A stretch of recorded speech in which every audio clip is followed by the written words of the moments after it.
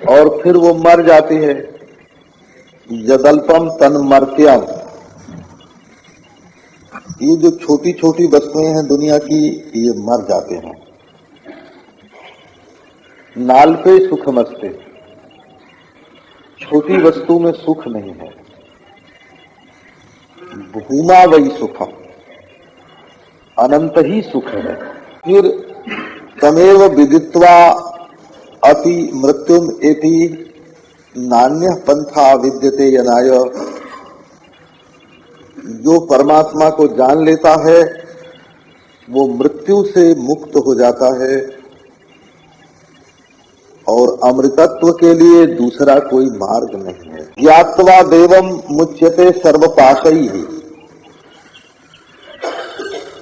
परमात्मा का ज्ञान हो जाए तो सारे बंधन कट जाएं। बंधन ही तो है संसार में, देखो मोह का बंधन लिए लिए फिरते हैं, नहीं तो किसी के साथ कोई रस्सी थोड़ी बंधी है। मोह एवं महान रज्जु, लोभ के बस इधर उधर लोभ के बंधन से फिरते हैं, ये कमा लें, ये कमा लें, ये कमा लें, ये कोई कमाई साथ तो ले जाते हैं। काम के चक्कर में फिरते हैं। कई लोगों को ऐसी दुश्मनी होती है, किसी से क्रोध आता है कि अब हम इस दुश्मन से बदला लिए बिना रह नहीं सकते, जिंदा नहीं रहेंगे, और बदला लिए बिना मर भी नहीं सकते, ऐसा भी होता है। तो ये शत्रु से बंधन क्यों है? क्रोध के कारण। स्त्री पुरुष का बंधन क्यों है? काम के कारण। धन और पुरुष का बंधन क्यों है? लोभ के कारण। परिवार और मनुष्य का बंधन क्यों है? मोह के कारण। और आदमी विवश होके घसीटा घसीटा फिर रहा है। नाम तो होगा निरंजन लाल है, लेकिन असल में वो घसीटा ही है, क्योंकि एक दूसरे के पीछे घसीटे घसीटे फिर रहे हैं और इसको सिद्ध मान लेते हैं। और सिद्ध, हाँ कहिए तो अब है ही है भाई, इसको क्या करेंगे, इसको कैसे काट सकते हैं। किसी से घृणा होती है, ये बंधन है। बोला अपनी मान्यताओं को दूसरे के सिर पर लादते हैं, वो हमारे अनुसार नहीं चलता है तो उससे घृणा हो जाती है। चरित्र संबंधी देखो धारणा है, पारसियों की अलग, ईसाइयों की अलग, मुसलमानों की अलग है, और देश विदेश की अलग, जाति जाति की अलग। भारतवर्ष में कोई 150 प्रकार से विवाह करने की प्रथा है। आदिवासियों में अलग है, गुणों में अलग है। हाँ, ये नहीं प्रांत प्रांत की अलग अलग नहीं है, जाति जाति की अलग अलग नहीं है। एक जाति के ही कई फिरके हैं। कहारों में अलग ढंग है, भरों में अलग ढंग है, बिंदों में अलग ढंग है, अहीरों में अलग ढंग है। अब वो अपनी रीति नीति को तो बहुत प्यारी और श्रेष्ठ मानते हैं और दूसरे को बुरे मानते हैं। तो किसी से घृणा होती है, किसी पर शंका होती है, किसी से शर्म आती है, किसी से डर लगता है। ये सब क्या है? ये सब फंदे हैं, पाश हैं, पाश जिन्होंने मनुष्य को बांध रखा है। कुल है, शील है, जाति है। तो ये प्रांत है, राष्ट्र है, बंधन ही तो है ना। प्रांत है, राष्ट्र है, पार्टी है। ये क्या है? बोले देखो तुम हमारी पार्टी के हो, उधर मत देखना। तो बंध गए कि नहीं? पार्टी में बंध गए कि नहीं? दल के दल दल में फंस गए। ये सब बंधन है, बंधन। तो ये सब के सब मनुष्य के स्वातंत्र में बाधक है। अपना एक दल मान लिया एक पार्टी मान ली, अपनी जाति, अपना संप्रदाय, अपना प्रांत, अपना राष्ट्र, जो शास्त्रीय संस्कार से जो प्राप्त था बंधन की मुक्ति के लिए, उसको तो छोड़ दिया। ये वर्ण है, ये आश्रम है, ये तो संस्कार से प्राप्त, संस्कार के रूप में प्राप्त था कि इन घेरों के द्वारा, इन मर्यादाओं के द्वारा मर्यादा से परे होना। मर्यादा से परे होने के लिए जो अध्यारोपित संस्कार थे अपवाद करने के लिए, वो पद्धति तो छोड़ दी और अकलमंदी से सच समझ करके, सत्य सत्य समझ करके और विशेषताओं को ग्रहण कर लिया। तो इसके चक्कर में मनुष्य फंस रहा है। ज्ञात्वा देवम सर्व पाशापहाने, परमात्मा को जान लो तो तुम्हारे सारे फंदे कट जाएंगे। ज्ञात्वा देवम मुच्यते सर्व पाशा ही, परमात्मा के ज्ञान से सारे फंदे कट जाते हैं, मृत्यु का अतिक्रमण हो जाता है। तो मत्वा देवम हर्ष शोकौ जहाती, परमात्मा को जान ले तो मनुष्य हर्ष और शोक से छूट जाए। आज मनुष्य की क्या दशा है? शोक स्थान सहस्राणि, भय स्थान शतानि च, दिवसे दिवसे मूढ़म आविशंति न पंडितम। ये भारत सावित्री है, महाभारत की गायत्री, 4 श्लोक है, को भारत सावित्री बोलते हैं। दिन भर में 1000 बार तो रोते हैं, शोक होता है, अरे वो छूट गया रे, वो बिछुड़ गया रे, ये बिगड़ गया रे, ये जल गया रे, ये मर गया रे, 1000 बार तो रोते हैं। शोक स्थान सहस्राणि, भय स्थान शतानि च, और सैकड़ों बार डरते हैं, रोज रोज के। कौन लोग? का मूढ़ लोग। यही मूढ़ता का लक्षण है। हजारों बार दिन भर में डरते हैं, हजारों बार रोते हैं, और 100 धक्के खाएं, तमाशे घुस के देखें। तो ये कोई जिंदगी है? इसमें से ऊपर उठने की इच्छा होनी चाहिए। गांव में जहां कोल्हू चलता था, गुड़ बनता था, वहां गए, बोले कि भाई रे हमको गुड़ चाहिए। तो गांव का किसान बोला कि बाबा गुड़ कहीं मुफ्त में मिलता है, देखो सारे वर्ष हमको परिश्रम करना पड़ता है, खेत जोतना पड़ता है, सींचना पड़ता है, गन्ना बोना पड़ता है, गुड़ाई करनी पड़ती है, पेरना काटना पड़ता है, पेरना पड़ता है, पकाना पड़ता है, तुम मुफ्त ही में गुड़ खाओगे? तो बाबा जी ने कहा भाई कोई काम बता दे, कर देंगे। बोले अच्छा कोल्हू हाको, गन्ना की पेराई हो रही थी, कोल्हू हाको। तो बाबा जी कोल्हू हाँकने लगे। अब दिन भर कोल्हू हाँकने पर उनको 1 पैसा मिला। ये नया नहीं हो, पुराना समझो। इसमें साधुओं का तो बड़ा भारी घाटा, भिक्षा मांगने वालों का तो बड़ा भारी घाटा हुआ। जो लोग पहले पुराना 1 पैसा देते थे ना भिक्षा में, अब वो नया 1 पैसा देने लगे हैं, तो भिखारियों की तो बड़ी हानि हो गई। तो 1 पैसा मिला। तो उन्होंने कहा अच्छा भाई 1 पैसे का गुड़ दे दे। 1 पैसे का गुड़ दिया। तो बाबा जी गुड़ लेके गए और बैठ गए, आसन बांध के हाथ में गुड़ ले लिया। बोले क्यों बेटा गुड़ खाएगा? दिन भर कोल्हू हाँकना पड़ेगा अगर गुड़ खाना चाहोगे तो, है ना? तो ले आते, हाथ में उठा के मुंह तक ले आते और फिर कहते अच्छा अभी ठहरो थोड़ी देर, है ना? अब रात भर आसन पर बैठे रहे और मन को गुड़ मुंह को दिखाते रहे, खाया नहीं। सवेरे उठ के कुएं में फेंक दिया गुड़।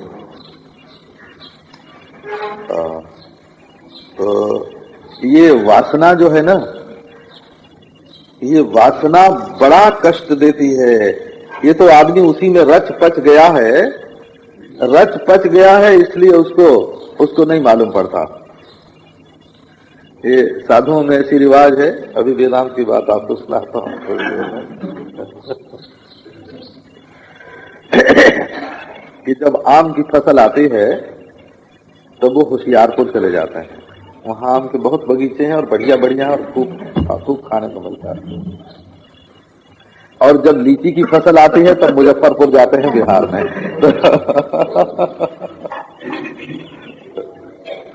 तो एक साधु एक बार उनके मन में आया कि हम मुजफ्फरपुर चल के बिहार में भागलपुर मुजफ्फरपुर वहां लीची खाएंगे। और रवाना हुए देहरादून से। गंगा किनारे किनारे जो चले तो एक जगह देखा एक साधु पड़ा हुआ है गंगा जी में, आधा गंगा जी में आधा बाहर, मक्खी भिन भिन आ रहे हैं। तो उन्होंने कहा कि महात्मा जी ऐसे क्यों पड़े हुए हो, उठो, है ना, जरा मक्खियों को उड़ा तो दो अपने चेहरे पर से। तो बोले कि देखो हमारे तो बाहर बाहर इस चाम पर मक्खी बैठती हैं और उड़ जाती हैं, हमको तकलीफ नहीं होती है, और तुम्हारे भीतर तो एक ऐसी मक्खी काटने वाली है जो देहरादून से मुजफ्फरपुर ले जा रही है। तो ये जो मन में जो वासनाएं हैं ना, मन में ये जो वासनाएं हैं ये बड़ी बड़ी मक्खी हैं। जब मनुष्य को ये मालूम पड़े कि हम ये खाए बिना नहीं रह सकते, इनसे मिले बिना नहीं रह सकते, ये किए बिना नहीं रह सकते, तो वो मनुष्य अपने को स्वतंत्र भले मानता हो कि हमको तो 20 बरस पहले स्वतंत्रता प्राप्त हो गई है, पहले के तो सब परतंत्र रहा करते थे, अब 20 बरस से हम स्वतंत्र रहते हैं। तो भले ही अपने को मालूम पड़ता हो कि हम स्वतंत्र हैं, लेकिन जब तुम अमुक काम किए बिना नहीं रह सकते तो स्वतंत्र काहे को हो, परतंत्र हो। जब अमुक चीज भोगे बिना नहीं रह सकते हो तो स्वतंत्र क्यों हो, परतंत्र हो। जब अमुक से मिले बिना नहीं रह सकते तो स्वतंत्रता क्या है, परतंत्रता है। तो इस चमड़ी के कारण महाराज ये चाम की पुड़िया में रखा हुआ जो हड्डी मांस चाम विष्ठा मूत्र है, इसमें मैं करके ये मनुष्य इतना पराधीन हो गया है, इतना दुखी हो गया है जिसकी कोई हद नहीं। छोटी छोटी चीज के लिए, छोटी छोटी चीज के लिए, जिसके बिना अपना कोई नुकसान नहीं है, कोई हानि नहीं है, जिसके बिना हमारे जिंदा रहने में कोई बाधा नहीं पड़ सकते, उन चीजों के लिए मनुष्य अपने हृदय में काम क्रोध लोभ मोह मद मात्सर्य बसाता है।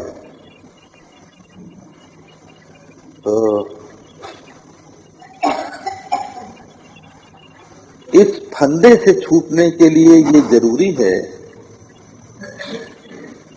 कि हम अनंत को जाने, हम ब्रह्म को जाने, हम सत्य को पहचाने। ये सत्य नहीं है जिसमें साधारण मनुष्य उलझा हुआ है। ये इंद्रियों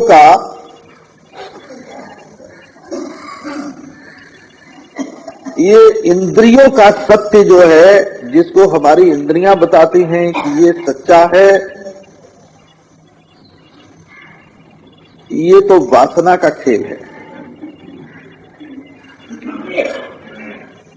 अन्यदेव तद विदितात अथो अविदितात अभी। उस परब्रह्म परमात्मा को जानो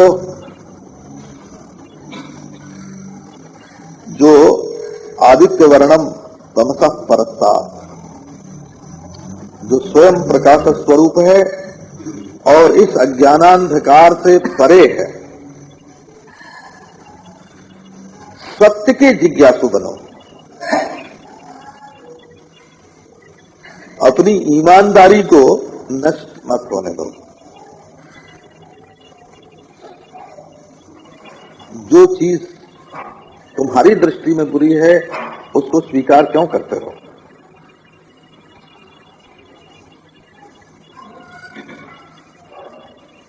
तो प्रश्न ये है कि उस अनंत ब्रह्म को कैसे समझावें। यथा एतद् अनुशिष्यात्। तो भाई हमको तो पता ही नहीं लगता, क्योंकि आंख से दिखता नहीं, कान से सुनाई नहीं पड़ता और मन के सामने आता नहीं, बुद्धि का विषय होता नहीं, तो उसको कैसे समझाना। सचमुच ये संशय का जो पाप है,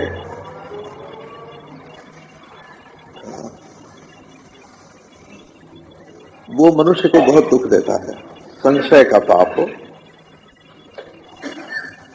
जिज्ञासा दूसरी वस्तु होती है और संशय दूसरी वस्तु होती है।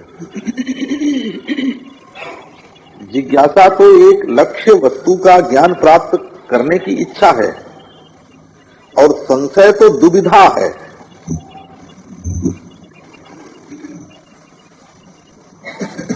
उभय कोट्यवगाही ज्ञान का नाम संशय है। संशय में और जिज्ञासा में बड़ा फर्क है। संशय आत्मा विनश्यते, जिसके मन में शंका है उसका तो नाश हो जाएगा। और तद विजिज्ञासस्व तद ब्रह्म, ब्रह्म की जिज्ञासा करो, ये बात वेद शास्त्र पुराण कहते हैं। जिज्ञासा करो, जानने की इच्छा करो। संशय करो ब्रह्म में, ये नहीं कहते हैं, जिज्ञासा करो। और भगवान कहते हैं संशय आत्मा विनश्यते, जो संशय करेगा उसका विनाश होगा। तो संशय में और जिज्ञासा में अंतर होता है।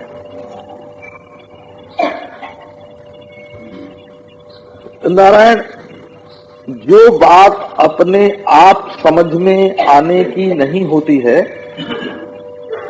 उसके लिए आप दुनिया में क्या तरीका अपनाते हैं? कोई बच्चा होवे और उसको घड़ी देखना न आता हो, घड़ी आंख के सामने होए, तो इसके लिए वो क्या जुक्ति अपनावेगा?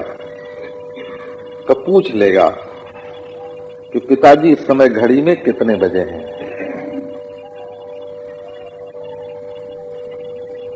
है ना? कोई मशीन देखता है, उसको चलाना नहीं आता है, उसके पुर्जे समझ में नहीं आते हैं और समझने की कोशिश करके हार जाता है,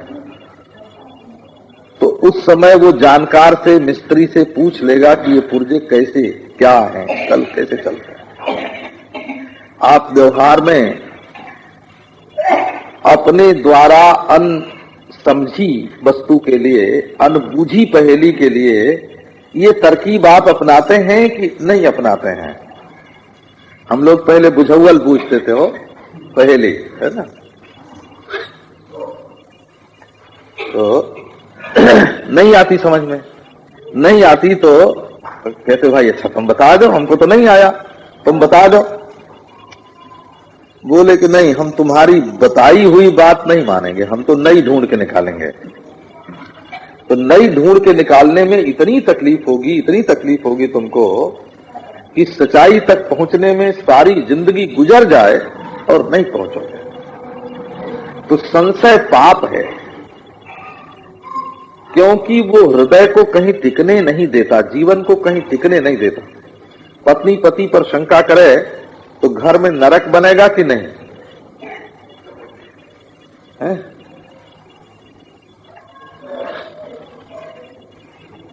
तो और पति पत्नी पर शंका करे तो घर में नरक हो जाएगा कि नहीं? अच्छा, मालिक नौकर पर शंका करे और नौकर मालिक पर शंका करे तो हर समय डर रहेगा कि नहीं रहेगा? तो जब ये बात प्रत्यक्ष देखने में आती है कि श्रद्धा से शांति मिलती है और संशय से दुख होता है, तो इतने सुगम मार्ग को मनुष्य आखिर छोड़ता क्यों है? तो बोले भाई हमने देख लिया। क्या देख लिया? कि ये जो इंद्रियों का विषय है संसार। अब देखो, इतने भोले भाले लोगों के लिए हम कौन सी बात सुना। एक जगह गए हम गांव में व्याख्यान देने, तो घंटे भर व्याख्यान दिया। राम किंकर के गांव में गए थे वो, ये जो रामायणी है ना राम किंकर जी, उनके गांव में गए थे। वो तो बिल्कुल है ना निखालिस गांव ही गांव है, तो शुद्ध गांव है, शहर की हवा वहां है ना, खालिस गांव है। तो 1 घंटे भर व्याख्यान दिया। तो वो आकर के एक श्रोता ने, जो बड़े अच्छे लगते थे, उन्होंने पूछा कि स्वामी जी आप इंद्रिय का विषय, मन का विषय, बुद्धि का विषय कैसे बोलते हैं, तो ये विषय माने क्या होता है, ये समझ में नहीं है। आपका सारा व्याख्यान तो हमारी समझ में आ गया, लेकिन ये विषय शब्द हमारी समझ में नहीं आया। तो आप समझो कि जिसको विषय शब्द समझ में नहीं आया, उसको और सारा व्याख्यान कैसे समझ में आया होगा। एक पंडित जी रामायण की कथा करते थे, वो 3 महीने तक कथा कही और सुनता रहा आदमी। अंत में उसने कहा कि पंडित जी आपने बहुत बढ़िया कथा कही, बहुत आनंद आया और सब हमारी समझ में आई, बस एक बात समझ में नहीं आई, वो आप समझा दो। क्या सीता जी असल में राम की पत्नी थी कि रावण की? सारा रामायण सुनने पर भी ये बात समझ में नहीं आई। अब पंडित जी ने सिर्फ ठोक लिया बोला। तो जो कुछ इंद्रियों के सामने आता है, जो कुछ मन के सामने आता है, जो कुछ बुद्धि के सामने आता है ना, बौद्ध प्रत्यय जो है अथवा साक्षी के सामने जो आता है, उसको क्या बोलते हैं? विदित। बोला विदित। विदित माने जाना हुआ, जो जाना जाए तो विदित। तो ब्रह्म को जानने के लिए एक नया तरीका बताते हैं। देखो, तुम जिस विदित को जानते हो वो ब्रह्म नहीं है, और जिस अविदित की कल्पना करते हो वो भी ब्रह्म नहीं है। समझाने का तरीका, बोले कि इन दोनों चीजों से तो तीसरी चीज कोई हो ही नहीं सकती, दोनों से अलावा तो और कुछ हो ही नहीं सकता। जैसे जागृत स्वप्न मालूम पड़ते हैं और सुषुप्ति जो है वो सुषुप्ति में कुछ मालूम नहीं पड़ता। जागृत में कुछ मालूम पड़ता है, स्वप्न में कुछ मालूम पड़ता है, पर सुषुप्ति में कुछ मालूम नहीं पड़ता। तो बोले कि न तुम जागृत स्वप्न हो न सुषुप्ति हो, तो तब तो हम कुछ है ही नहीं। ऐसे मत सोचो। तो विदित वो होता है जो ज्ञान का विषय होता है, ज्ञान का कर्म होता है। वेद्यते इति। ये विद धातु भी कई तरह के है।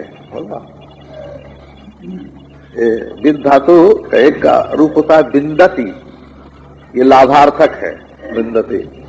एक का अर्थ ज्ञान होता है, वो विद ज्ञाने वेत्ति। एक का अर्थ विचारणा होता है, विद विचारणे विनते। एक का अर्थ होता है सत्ता, विद्यते। तो ये विदिता ऐसे समझो कि जो विचार का विषय होता है, जो प्राप्ति का विषय होता है, जो ज्ञान का विषय होता है, उसको बोलते हैं विदित। अच्छा, वो परिच्छिन्न है कि नहीं?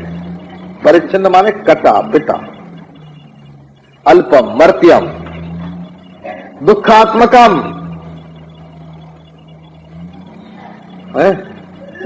ये समझो कि चाहे जिस देश में, चाहे जिस काल में और चाहे जिस व्यक्ति के द्वारा जो कुछ जाना जाता है, क्वचित किंचित कस्यचित विदितम स्यात् इति सर्वमेव व्याकृतम विदितमेव। जो नाम रूप वाली वस्तु है और जो एक से अलग करके दूसरे के रूप में और दूसरे से अलग करके पहले के रूप में जो चीज जाना जाता है, उसको बोलते हैं व्याकृत। अलगाव करके जानते हैं। जब ब्रह्म के बारे में कोई कहता है ना कि हाँ हाँ समझ गए। कैसा? कि ब्रह्म ऐसा है। हाँ ऐसा है माने ऐसा नहीं है, ये बात तो उसमें हो गई ना। जब कहेगा कि ऐसा है तब ऐसा नहीं है, ये बात तो हो ही गई। और फिर बोला हम ब्रह्म को जान गए। तो ये जो तुम्हारे द्वारा जाना हुआ ब्रह्म है, ये ब्रह्म नहीं है, ये तुम्हारा बच्चा है, बोला बेटा है, बेटा। जो आइडिया तुम्हारे मन में ब्रह्म के बारे में एक बना है, उड़ता हुआ था, है उड़ता हुआ सा एक ख्याल बना है ब्रह्म के बारे में। उस उड़ते हुए ख्याल का नाम ब्रह्म नहीं है। जो ख्याल सुषुप्ति में नहीं रहता मिट जाता, समाधि में जो नहीं रहता मिट जाता, प्रलय में जो नहीं रहता मिट जाता है? तुम्हारे उस उड़ते हुए ख्याल का नाम ब्रह्म नहीं है। आओ ब्रह्म को समझाने की रीति सुना है। संपूर्ण व्याकृत, ये व्याकृत शब्द जैसा है ना, ऐसे ही व्याकरण शब्द भी है। वो विशेष आकृति जो प्राप्त करावे उसका नाम व्याकरण है।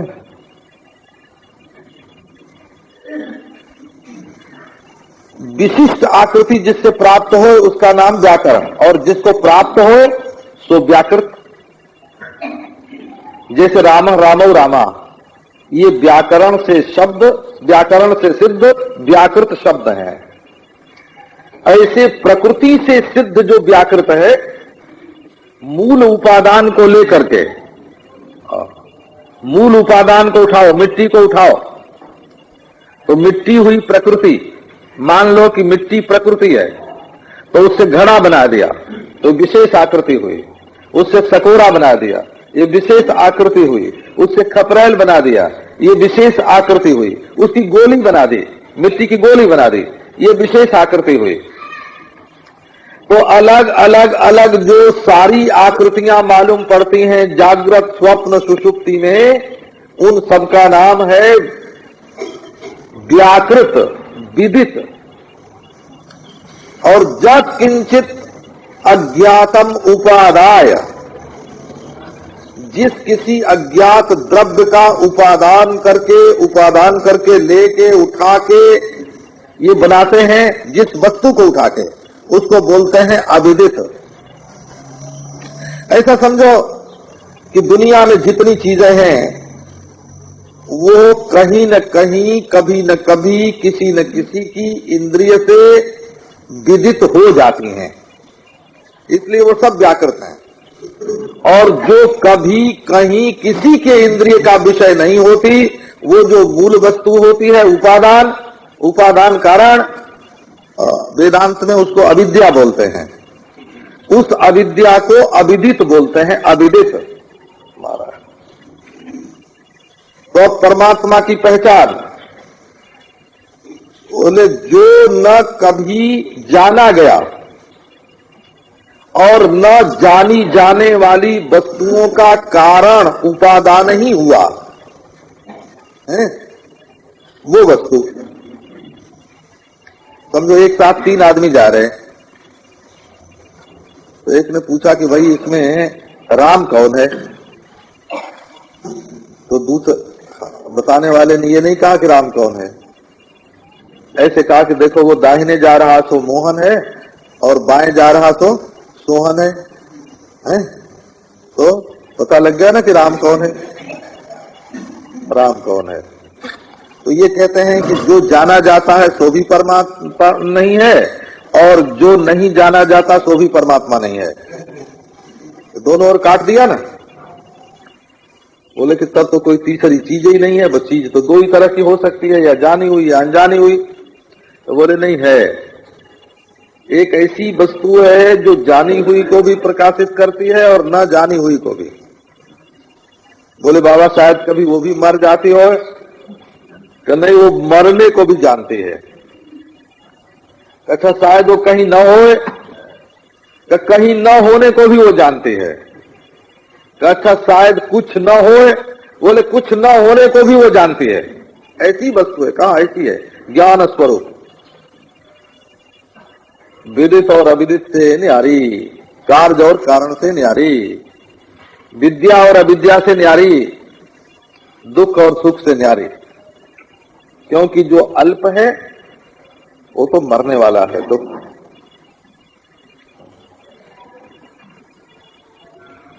देखो, आपका एक बाल कभी टूट के गिर जाए तो आप रोते कहाँ हैं? कहते हैं अरे भाई वो तो टूट के गिरने वाला था। जब कंघी चलती है तो कितने बाल टूट जाते हैं। हा? देखो, कभी पांव का नाखून टूट जाए तो आप कहते हैं ना कि वो तो टूटने वाला था।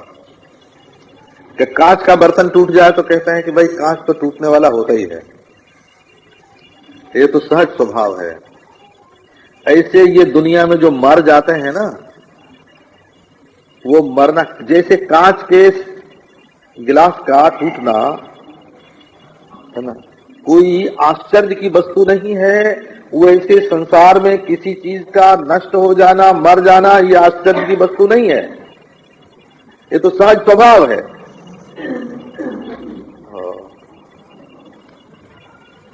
तो बोले फिर उस मुर्दे को जब तुम अब मर जाने के बाद भी अपन उस मुर्दे को अपने मन में रखते हो क्या? कल एक आदमी हमारे ऊपर बहुत नाराज हुआ, स्वामी जी आप ऐसी बात कहते हो, आप ऐसी बात कहते हो, जो मर गया तो मुर्दा, और मुर्दा अगर दिल में रहेगा तो स्मशान रहेगा। हाँ, वहाँ सियार रहेंगे, गीदड़ रहेंगे, गीदड़, वहाँ कुत्ते रहेंगे, वहाँ भूत प्रेत रहेंगे, वहाँ कौवे रहेंगे, वहाँ गंदगी रहेगी। निकाल फेंको, गंदी चीज को अपने दिल में मत रहने दो। ये स्वयं प्रकाश परमात्मा का निवास स्थान है ना। अपनी वृत्ति में क्यों मुर्दे को रखते हो? स्मशान मत बनाओ।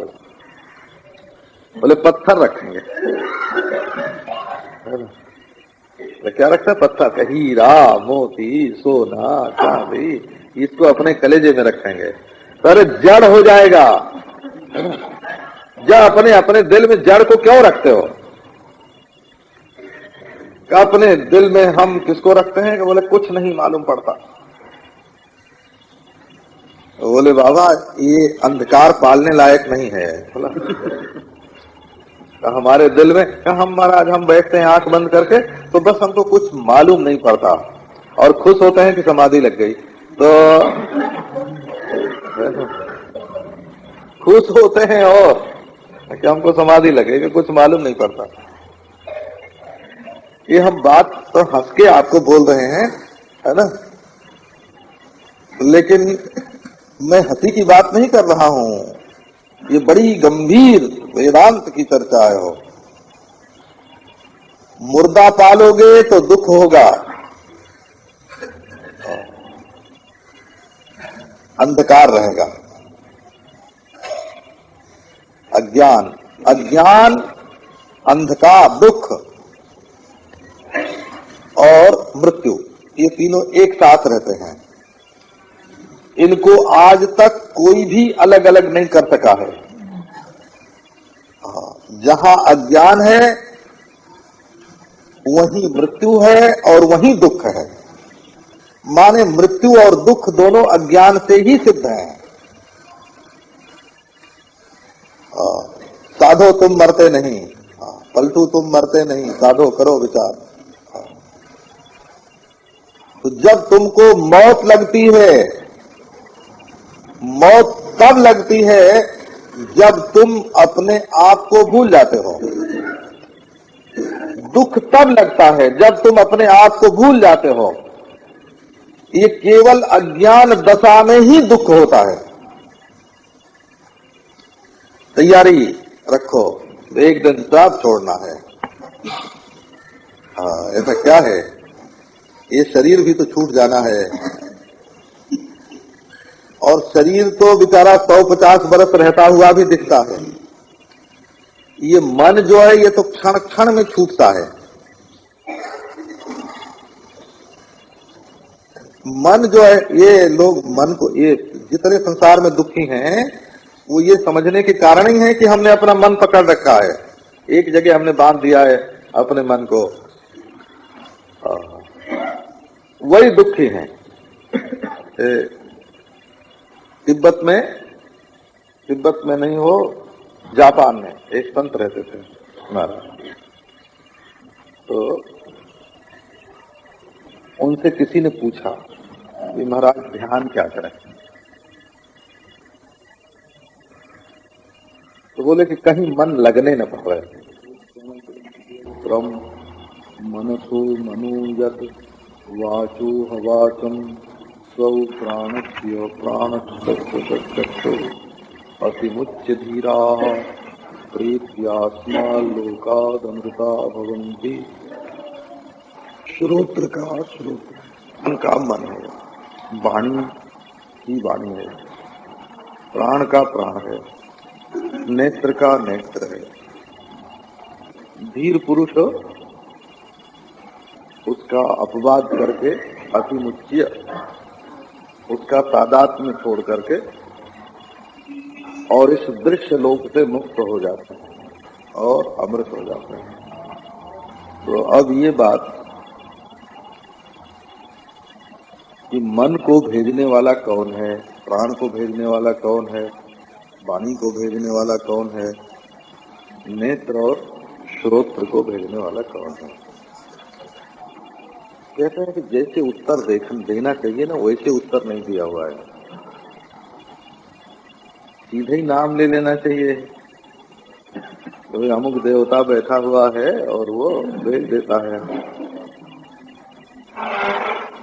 ऐसे भी नहीं कहा कि जैसे हाथ में बसीला लेके और कोई लकड़ी को छीलता है, या दांती लेके काटता है अन्न को, ऐसे जो आंख से देखने वाला है सो ऐसे भी नहीं कहा, जो कान से सुनने वाला है सो ऐसे भी नहीं कहा, क्योंकि यहाँ एक उपनिषद है ना, तो एक विशिष्ट बात बतानी है। आप देखो, जिसकी आंख नहीं होती है ऐसे शरीर में भी ज्ञान तो देखने में आता है,